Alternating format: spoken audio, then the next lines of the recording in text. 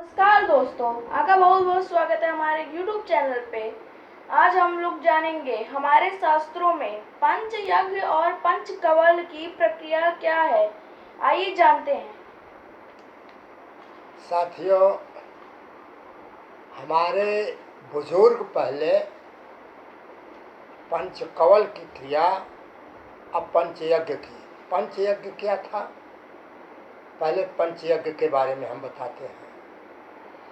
आदमी, परिवार के सदस्य जब चलते हैं तो चींटियां पैर से दबती हैं, खेत का काम करते हैं तो वहाँ हत्याएं होती हैं। तो जो शरीर से चींटी, महीन महीन चीज़ें, कीटाणु जो मरते हैं, उस प्रायश्चित को समाप्त करने के लिए ऋषियों ने बनाया था चुटकी की प्रक्रिया, जिसे पंचयज्ञ कहा जाता है।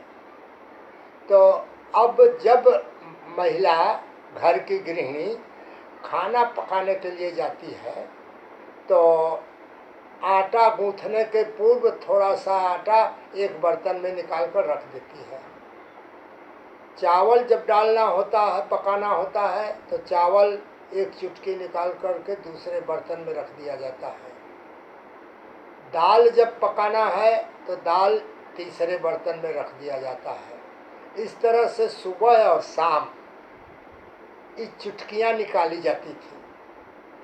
अब यह एक हफ्ते में इतना पर्याप्त हो जाता था कि कोई भी गरीब अगर दरवाजे पर आकर थोड़े अन्न की इच्छा प्रकट करता है तो आप घर में से ना दीजिए, वही जो निकाला हुआ संपदा है, सामान है, उस सामान को उसके थैले में डाल दीजिए। फिर तीनों थैले खाली हो गए, फिर इसी प्रकार से भरे जाएंगे। और यह लगातार प्रतिदिन भोजन बनाने के पूर्व यह प्रक्रिया चलती है। इस प्रक्रिया का नाम है पंच यज्ञ। जितने चलने से, झाड़ू लगाने से, खाद गड्ढा वगैरह खोदने से, कृषि कार्य करने से जो जीव हत्याएं होती हैं, उसका प्रायश्चित के लिए यह ऋषियों ने परिपाटी बनाई थी। अब दूसरा है पंच कवल।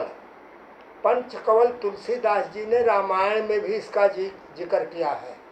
जब भगवान राम की बारात जाती है जनकपुर में, तो अन्य लौकिक क्रियाओं के बाद भोजन के लिए बुलाया जाता है और सब अतिथि लोग जितने बाराती हैं आकर के बैठ जाते हैं। अब परसने वाले परस देते हैं, बढ़िया बढ़िया व्यंजन हैं, अब लोग बैठ जाते हैं। लेकिन जब जनक जी कहते हैं कि अब हमारे आगंतुक अतिथिगण, आप लोग अब भोजन प्रारंभ करें, तो भोजन प्रारंभ करने के बाद पहले एक प्रक्रिया अपनाई जाती थी। यह हमारे धर्म का एक अंग था। तुलसीदास जी ने इसी शब्द को कहा है कि पंच कवल करी जेवन लागे। पंच कवल की क्रिया करने के बाद ही लोग भोजन ग्रहण करते थे।